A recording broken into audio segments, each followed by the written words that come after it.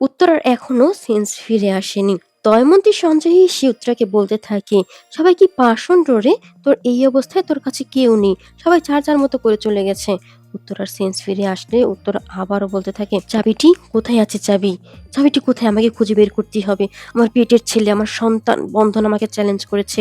যদি আমি চাবি খুঁজে দিতে না পারি তাহলে ও আমাকে মা বলে মেনে নেবে না। দময়ন্তী উত্তরাকে বলতে থাকে, এসব তুই কি বলছিস? পেটের সন্তান মানে কে তোর পেটের সন্তান? তুই তো কোনোদিন কনসিভই করিসনি। তোর তোর চোখ মুখ এমন দেখাচ্ছে কেন? মনে হচ্ছে তোর উপর শয়তান ভর করেছে। উত্তরা তখন ভয়ঙ্করভাবে বলতে থাকে, শয়তান ভর করেছেই তো।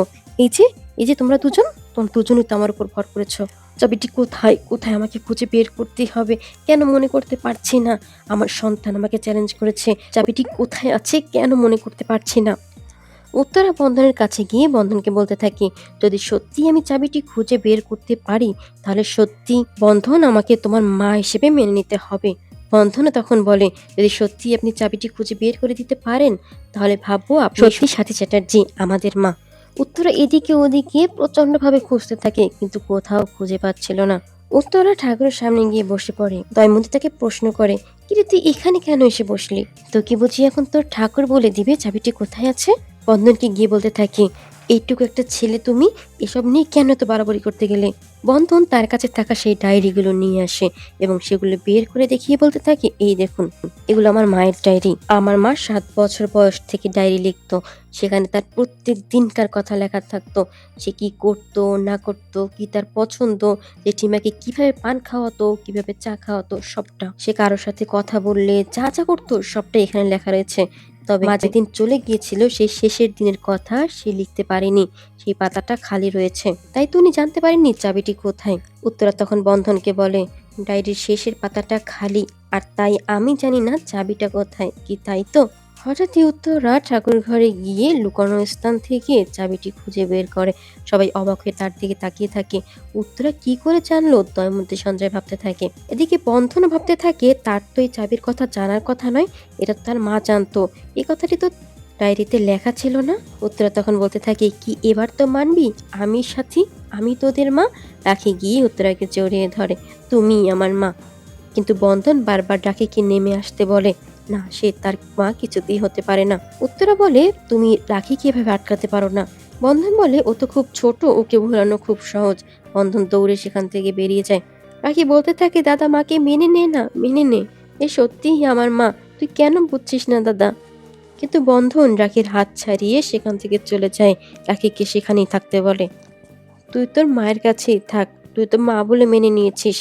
বন্ধন চলে যায়। রাখি চিৎকার করে বলতে থাকে, দাদা শোন। কিন্তু বন্ধন কোনো কথাই শোনে না। এদিকে দয়মন্তী উত্তরাকে প্রশ্ন করে, চাবির কথা তো ডায়েরিতে লেখা ছিল না, উত্তরা কি করে জানলো? আর উত্তরার চোখ মুখ কেমন দেখাচ্ছে কেন? মনে হচ্ছে কোনো শয়তান ভর করেছে। উত্তরা তখন ভয়ঙ্কর ভাবে বলতে থাকে, শয়তান ভর করেছে তো? এই যে আমার সামনে দাঁড়িয়ে আছো তোমরা দুইজন, তোমরা দুইজনই শয়তান আমার উপর ভর করেছ। ভয়ঙ্কর ভাবে তাকাতে থাকে উত্তরা। এটাই তো ভাবছো চাবির কথা আমি কি করে জানলাম? দিদির মৃত্যুর আগে দিদি আর আমি একসাথে বোর্ডিং এ ছিলাম। তখনই দিদি আমাকে বলেছিল, যদি দিদি মারা যায়, তাই গোপন কথাগুলো সব বলে গিয়েছিল। কিন্তু কিছুতেই মনে করতে পারছিল না উত্তরা। হঠাৎই আবার মনে পড়ে যায় তার। উত্তরের কথা দয়মন্তীর পুরোপুরি বিশ্বাস না হলেও সে সময় আর কথা বাড়ায় না সে। এদিকে রাখি উত্তরাকে নিয়ে তার জেঠুর কাছে গিয়ে বলতে থাকে, জেঠু মাকে মেনে নাও না, এ সত্যিই আমার মা। অমরেশ বন্ধনকে কল করে জিজ্ঞেস করে, কিরে তোরা কি তোদের মাকে মেনে নিয়েছিস নাকি? বন্ধন তখন বলতে থাকে, বোন তো মেনে নিয়েছে জেঠু, আমি মানিনি। সে আমাদের মা কিছুতেই হতে পারে না। মদন অমরেশ প্রশ্ন করে, আচ্ছা চাবির কথা তুমি কি করে জানলে? উত্তরা তখন উত্তর দেয়, কারণ হলো আমি সাথী। এদিকে দয়মন্তী বাড়িতে গিয়ে সঞ্জয়কে বলতে থাকি, উত্তরের কথা তার একদমই বিশ্বাস হচ্ছে না। কেমন যেন সব গরমিল লাগছে। কিছু একটা ঘটছে তাদের চোখের আড়ালে, তারা কিছুই বুঝতে পারছে না। এর মধ্যে তিয়া শেষে উপস্থিত হয়। বিয়েটা কিন্তু সে উত্তরাকে করবেই। অমরেশ এবার আর উত্তরার আশীর্বাদে যেতে চাইছে না, কিন্তু বন্ধন সে তো যাবেই।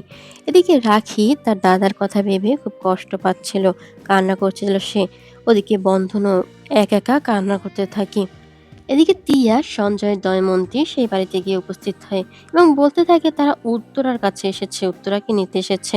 অমরেশ তখন উত্তর দেয়, উত্তরাকে নিতে এসেছে মানে? এখানে আবার উত্তর থাকে নাকি? এখানে যে আছে সে তো সাথী চ্যাটার্জি। দময়ন্তী কথাগুলো রেকর্ড করে নেয় এবং বলতে থাকে, তার মানে আপনি বলছেন এখানে যে আছে সে সত্যিই সাথী চ্যাটার্জি, তাই তো? এই রেকর্ডিংটাই আমরা কোর্টে শোনাবো। আসলে আমরা সাথীকে নিতে এসেছি। উত্তরা তো ওই বাড়িতে রয়েছে। বোনের বিয়ে আর দিদি থাকবে না তা কি কখনো হয়? উত্তরাকে নিয়ে যাওয়া হয় তার দাদার বাড়িতে।